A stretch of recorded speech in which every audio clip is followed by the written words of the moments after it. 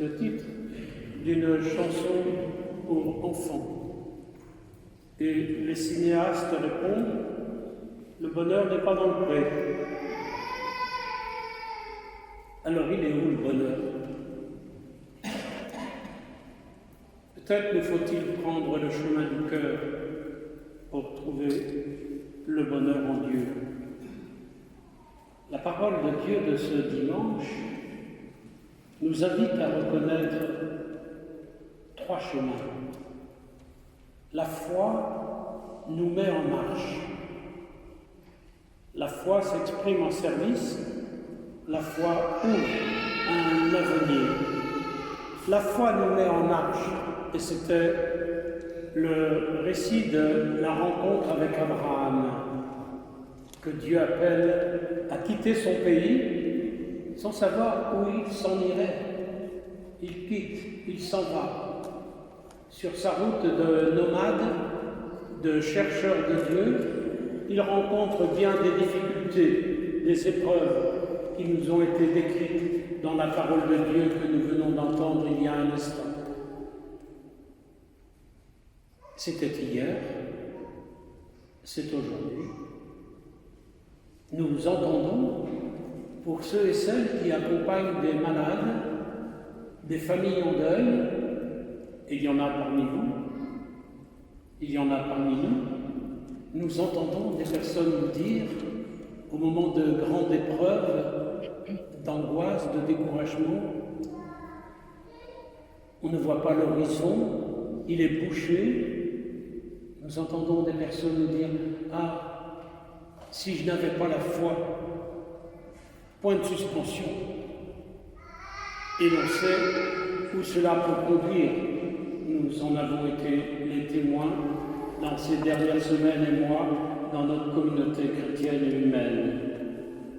De personnes qui, ayant perdu tout repère, ont pris un autre chemin qui a mis les familles dans la tristesse, la douleur, l'incompréhension, la révolte, le questionnement, le silence, la souffrance, parfois la peur, quelquefois aussi la foi.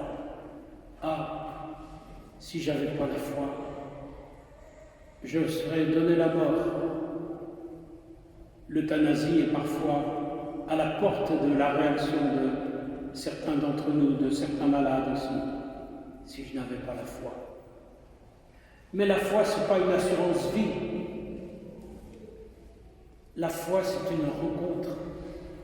C'est la rencontre avec quelqu'un qui nous dit « N'aie pas peur, ne crains pas, je suis avec toi jusqu'à la fin des temps. » Est-ce que nous y croyons assez?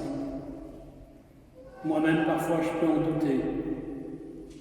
Mais nos rassemblements dominicaux ou autres, dans la prière fraternelle, dans l'écoute de la parole, dans la communion au corps du Christ, nos rassemblements, nos communautés ravivent la petite étincelle qui est toujours présente au fond de nous.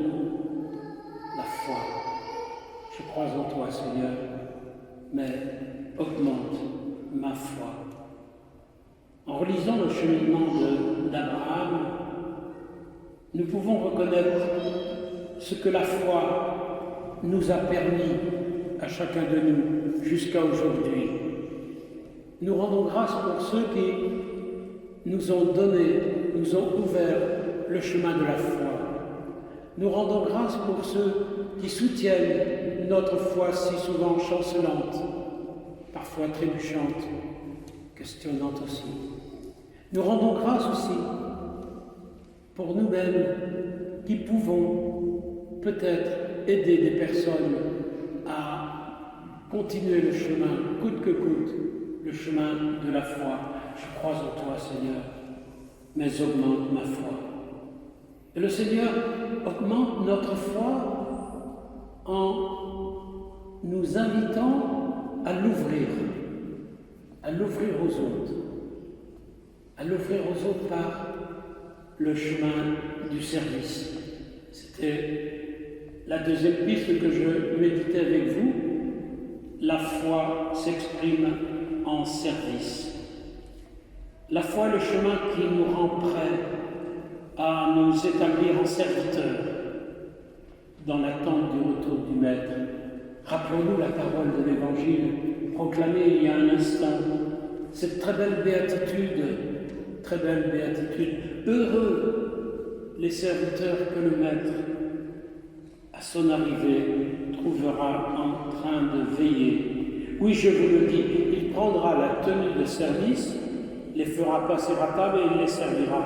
Le Maître se fait le serviteur, comme au soir du jeudi saint.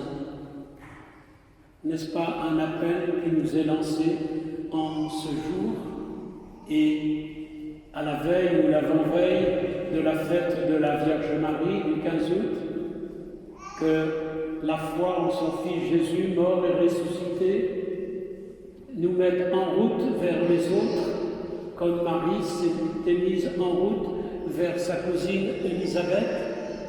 Alors dans l'accueil de ce message, de cet appel, nous pouvons demander les uns pour les autres la grâce d'être toujours prêts à accueillir le Maître.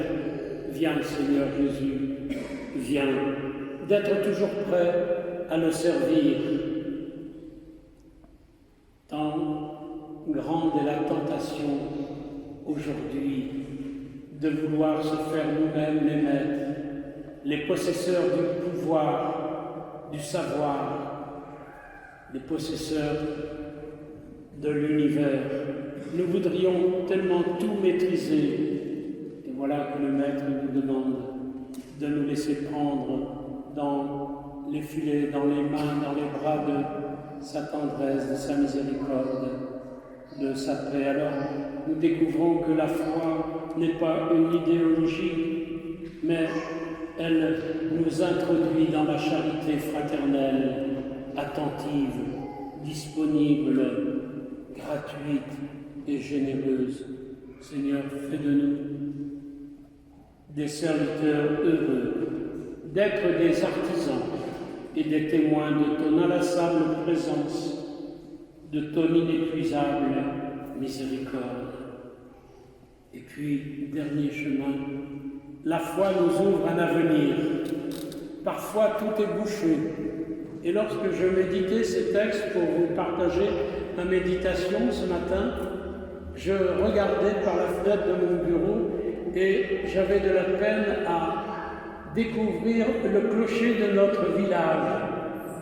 Il était dans le brouillard. Alors je me suis souvenu un hymne, un cantique que nous pouvons chanter, du moins quand nous prenons la prière du temps présent. C'est l'hymne du mercredi 7 août au matin. Je vous lis cet hymne. Tel un brouillard qui se déchire et laisse émerger une cime, ce jour nous découvre indicible un autre jour que l'on devine. Vienne l'Esprit pour nous apprendre à voir dans ce jour qui s'avance l'espace où mûrit notre attente du jour de Dieu, notre espérance. La foi nous ouvre un avenir. Ça n'est jamais bouché une fois pour toutes. La foi, en nous ouvrant un avenir, comme le dit le poète, devient un chemin d'espérance. Une espérance qui ne se laisse pas enfermer dans des principes, dans des grandes déclarations qui voient le jour et qui se succèdent à grands pas de transformation. Nous en sommes les témoins dans les déclarations souvent médiatiques. L'espérance, c'est la rencontre avec quelqu'un. C'est la rencontre avec quelqu'un dont on sait qu'il nous fait confiance, qu'il nous aime, qu'il nous attend, qu'il nous accompagne et qu'il est là. Quelqu'un qui nous attend, qui nous accueille, qui nous aime. Quelqu'un qui nous appelle, mais aussi quelqu'un qui nous envoie pour être ses messagers. Quelqu'un qui nous accompagne, fidèle à sa promesse d'être avec nous jusqu'à la fin des temps. Mais est-ce que nous le croyons assez? Est-ce que nous le croyons assez? Oui, j'en ai la certitude. La vie chrétienne est magnifique lorsqu'elle se fonde sur notre relation à Dieu lorsqu'elle nous ouvre à la relation aux frères dans l'espérance et dans le don de nous-mêmes. Il est où le bonheur? Vous chercherez la réponse dans le psaume 22. Le Seigneur est mon berger. Il est dans la certitude que le Seigneur est le berger. Le Seigneur nous conduit. Le Seigneur nous fait traverser les ravins de la mort. Le Seigneur prépare la table pour nous, cette table à laquelle nous allons venir nous nourrir au sein de cette Eucharistie. Il est où le bonheur? En regardant Marie, il est dans le oui à la vie. Il est dans le oui à l'amour. Il est dans le oui à la foi. Il est dans le oui à l'espérance. Il est dans le oui à la vie fraternelle, en communion, au-delà de toutes nos intolérances, de nos jugements, sur le chemin du oui de Marie, marchons dans la foi, l'espérance et l'amour. Amen. Amen. Et ainsi nous nous préparerons à fêter Marie dans quelques jours.